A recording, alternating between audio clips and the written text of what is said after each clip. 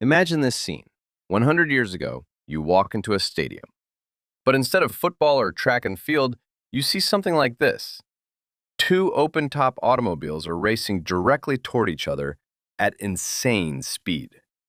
Inside each vehicle are two men. The driver has no seatbelt, no windshield, and no protection whatsoever. The second man is literally hanging off the running board, gripping a heavy wooden mallet. Crash!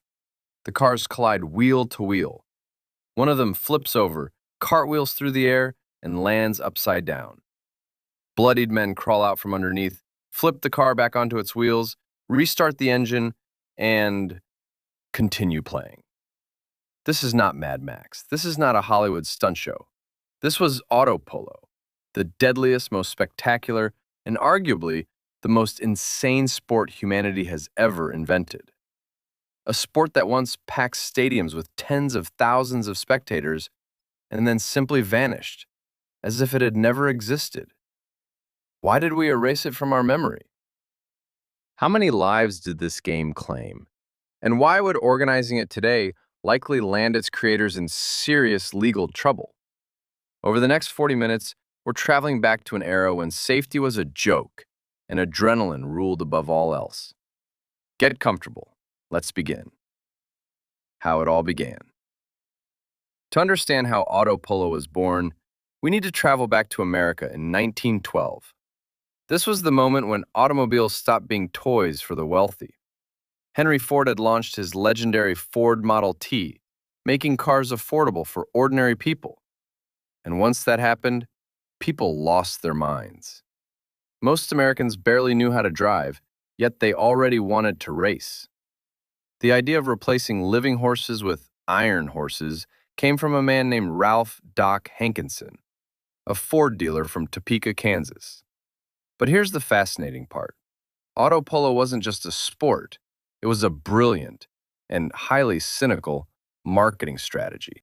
Hankinson needed to prove that the Ford Model T was incredibly durable and maneuverable. He wanted the public to believe that a Ford could survive almost anything, even being smashed to pieces. The rules of the game. There were barely any. How exactly was auto polo played? Imagine traditional horse polo, then turn the absurdity up to maximum. The field was usually a grass or dirt lot that quickly turned into a muddy mixture of dust, oil, and gasoline. Each side had two cars. Every car carried two people, a driver, who controlled the vehicle, and a malleteer, whose job was to hit the ball. The objective was simple. Score goals by striking a heavy rubber ball roughly the size of a basketball into the opposing team's net.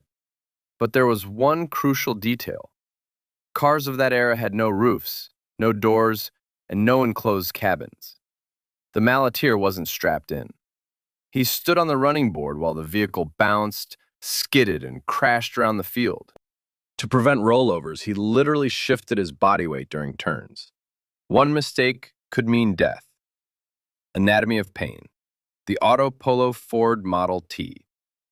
An ordinary car wouldn't survive 5 minutes of auto polo. Vehicles had to be modified. But modification looked very different in 1915. Everything unnecessary was removed. Fenders, headlights, windshields, hoods, anything that might break off and injure a player. Crude steel bars were welded around the radiator and passenger areas. In many ways, these became the world's earliest primitive rollover protection systems. The original wooden spoke wheels of the Model T shattered during side impacts. They were replaced with heavy steel wheels, capable of surviving the punishment. The worst job in the world. If you think the driver's role was difficult, consider the life of the malleteer. The car was moving at 40 miles per hour, around 60 to 70 kilometers per hour. At the time, that felt unimaginably fast. The driver suddenly yanked the steering wheel left. Centrifugal force hurled the malleteer outward. His job was to hold on with one hand, swing a 3-kilogram wooden mallet with the other, and somehow strike the ball. Meanwhile, an opposing vehicle was aiming its bumper directly at him, at full speed. International success. Despite its madness, auto polo became an instant sensation. By 1913, the sport had crossed the Atlantic and captured audiences in Europe. In Britain, it was promoted by Sir Thomas Lipton, the famous tea magnate. Exhibitions were held at Madison Square Garden in New York. People paid huge sums to watch. But why? The answer is simple. Everyone came to see the crashes. The cost of entertainment. And crashes happen constantly. Auto polo remains one of the most dangerous sports ever created. Consider the statistics from just one exhibition tour organized by Hankinson's team. 1,560 broken wheels, 538 destroyed radiators, more than 100 vehicle rollovers, player hospitalizations nearly every other game, broken arms, broken legs, broken ribs, severe concussions, all considered normal. Players were routinely thrown beneath the wheels of their own cars or their opponents. What's truly shocking is that official records list only a handful of deaths directly on the field. However, many historians believe the real number was much higher.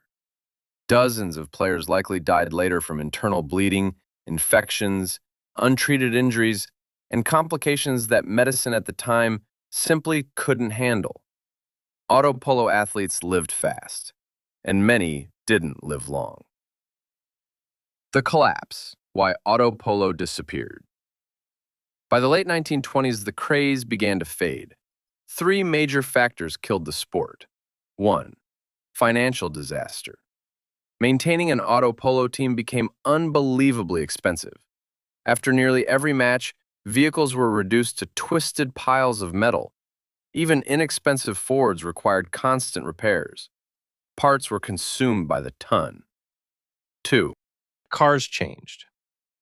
During the 1930s, automobiles became larger, heavier, faster, and far more expensive. A rollover involving a 3,000-pound vehicle no longer looked like thrilling entertainment. It looked like certain death. The lightweight, agile Model T disappeared, and auto polo disappeared with it. 3. Insurance companies revolted. Insurance providers finally had enough. Policies began excluding auto polo entirely. Some contracts reportedly discouraged even attending events as a spectator. Manufacturers withdrew sponsorships because the sport was turning automobiles into symbols of destruction rather than reliability. By the beginning of World War II, auto polo had effectively vanished from history.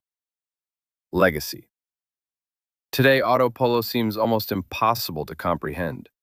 We live in a world of airbags, crumple zones, racing regulations, and safety inspections.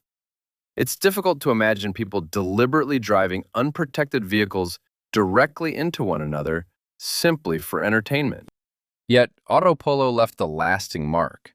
Some of the earliest ideas behind rollover protection appeared there.